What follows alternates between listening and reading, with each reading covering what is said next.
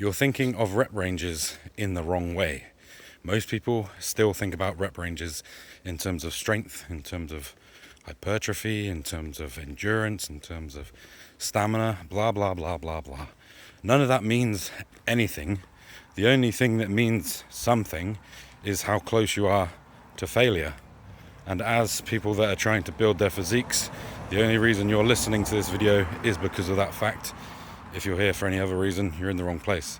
But anyway, we think of rep ranges in terms of how much weight we're using. It doesn't mean higher rep ranges, we're building more endurance. You may need to use your cardiovascular system a little bit more, but the reality is we are only trying to take our sets to failure. And that means rep ranges don't mean anything. It just means the weight we're using is more important than the rep range. And when you think of it like this, you have to think in terms of the exercise you're doing, what you're trying to achieve as well.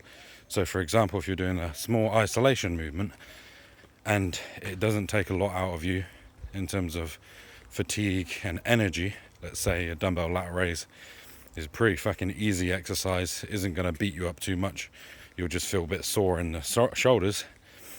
Doing a really low rep range with a lot of weight just doesn't make sense, because the form is going to be absolute trash and it's going to be pretty just not very stimulating.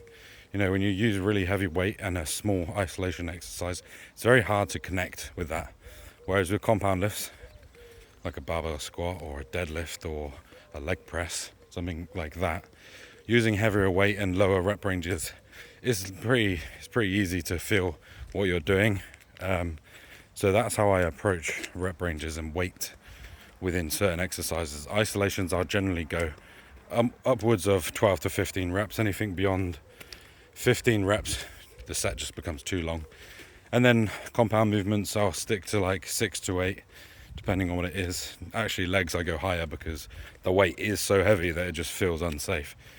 But in the grand scheme of things, the best rep range is 8 to 12, which is largely considered the hypertrophy range back in old times when we used to think of rep range like that anyway. So it turns out 8 to 12 is probably the GOAT rep range.